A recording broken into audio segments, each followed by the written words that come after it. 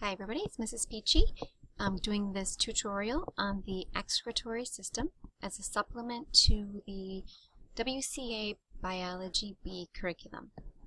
Okay, so today we are going to be looking at the excretory system, and for the most part, kind of the gist of the excretory system is that its purpose is to get rid of waste products from the human body. The major part of the excretory system is the urinary system, which is what we're going to focus on today. But there are other components as well, including like your skin. Through your sweat glands, you get rid of excess waste. You do it through your digestive system as well to get rid of solid wastes. Your respiratory system allows you to get rid of carbon dioxide, so waste in that way. So there's multiple ways in which your body gets rid of waste products, but the big one is going to be your urinary system. Okay, so if you look at the screen here, first of all, I have some pictures of dissected kidneys, and you can kind of see where the kidney bean gets its name here, because this bottom picture is definitely in the same shape as what you would expect in kidney beans that you might be familiar with. You'll see too some very distinct structures in here, and we'll go through what these are in the upcoming part of this explanation. Like I said before, they are a waste filtering factory, and it is made up of the two kidneys, the ureter, and the urinary bladder, as well as many different types of blood vessels. And I'm going to hopefully make this a little less complex than what you might see in the book or when you try to read about this online. So there's some terminology that we're just not going to go through. As far as where they are kind of under your liver, but located more towards your back, near the spine. They get somewhat protected by the lower ribs, but they actually are very prone to injury because they don't have as much protection as other organs. So a lot of times if you're hit really hard, especially from behind or kicked in the back, you can end up bruising your kidneys. And we'll talk about the waste products that the kidneys take care of. Primarily this is nitrogen or nitrogenous wastes that comes from the breakdown of protein in your body, and there's lots and lots of water in it too.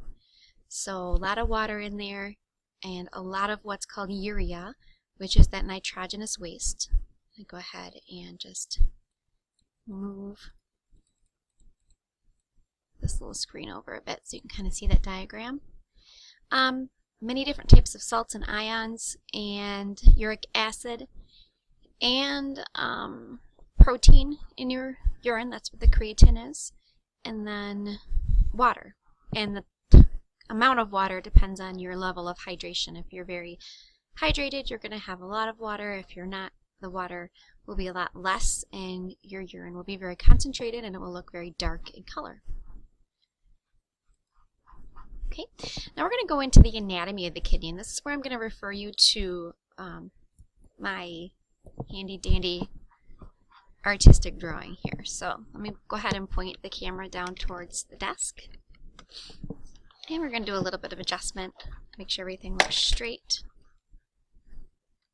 We have to zoom out a little bit, flip the camera around, maybe, there we go. And I'm going to put this picture center screen, make things a lot easier.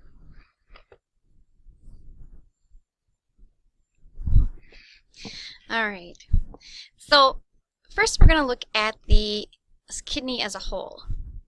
And you can kind of see this whole thing, and then we're going to zoom into a part of the kidney called the nephron. So there's two main vessels that are attached to the kidney, the renal artery and the renal vein.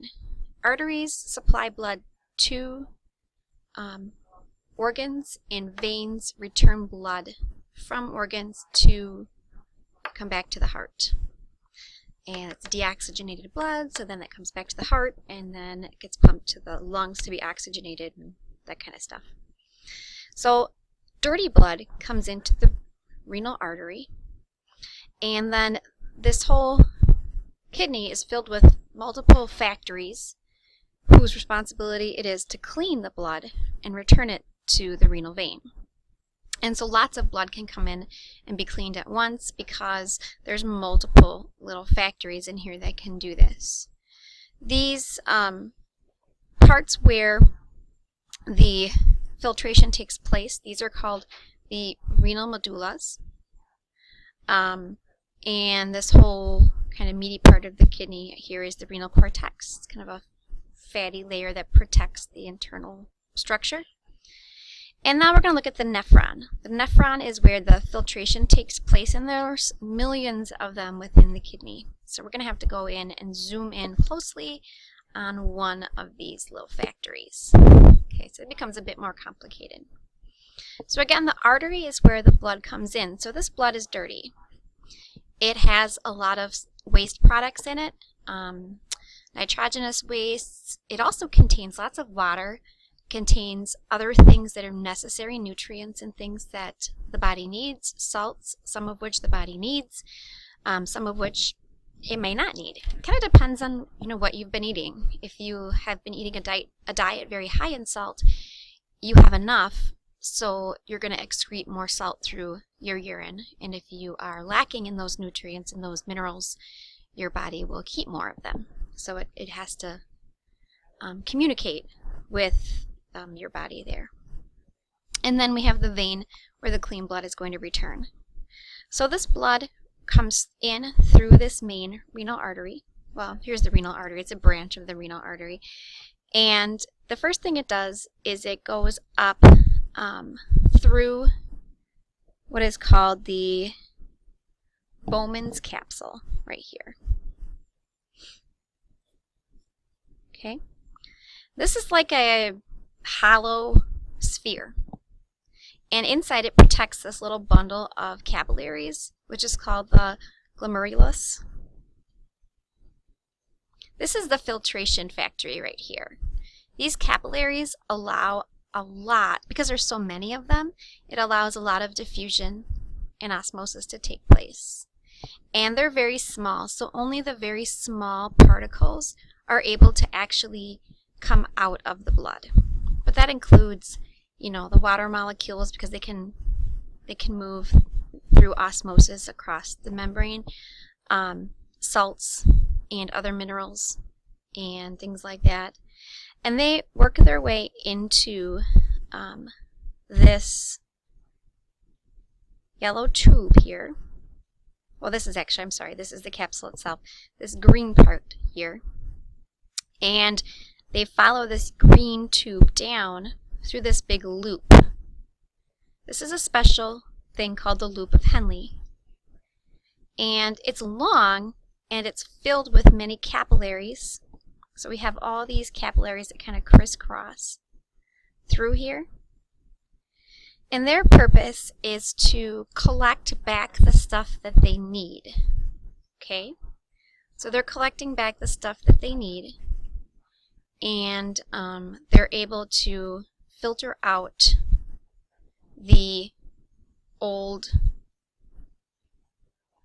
yucky stuff and keep what they need in the blood and return 99% of the water back to the main vessels. So as they complete the loop of Henle, this filtration, or there's filtrate, I should say, combined with a little bit of water, makes its way through the tube, and it exits to the ureter, which eventually makes its way to the bladder. Meanwhile, the clean blood exits the loop of Henle and finds its way back out through the main renal vein eventually. Now remember, there's multiple ways in which the multiple branches of the renal artery and the renal vein. So you're going to have a lot of blood that's going to make its way through this system within the course of a day.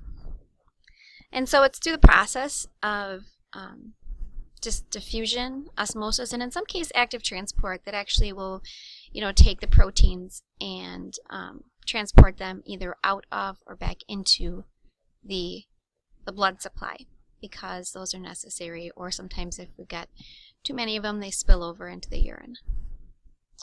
Okay, I'm going to go back to our shared screen here for a minute, and you can kind of see a diagram here. Here is the kidney on the left side before it's been dissected, and after it's been dissected on the right.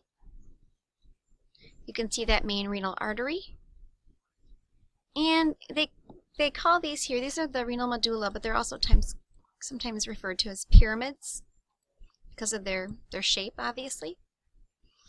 And then we can kind of see these little branches here, which will make their way eventually to the ureter. So that's where all of that urine kind of comes from. Moving on here for a little bit, you can kind of see a different picture of the nephron, and just a little bit of a different diagram here that I attempted to sketch. I didn't do the best job on it. I think I created an extra branch here of the renal artery that didn't need to be there. But again, blood coming up, dirty blood coming in through the artery, going through the glomerulus, getting filtered. The filtrate leaves through this little yellow tube and follows the loop of Henle. And all of these capillaries that are kind of interwoven through the loop of Henle, that's where that diffusion, osmosis, and active transport takes place to get back the good stuff, and that good blood is then returned to the blood supply through the renal vein. And then you complete the loop of Henle and you come out to the collecting duct to the ureter. That's basically it following the urinary system. If you have any additional questions or concerns, feel free to contact me via email or webmail, and I'd be more than willing to answer any questions you might have. On Friday's class, we will be going through the nervous system, so I will be providing a supplement to that following Friday's class. Hope everybody has a great day, and we'll talk later.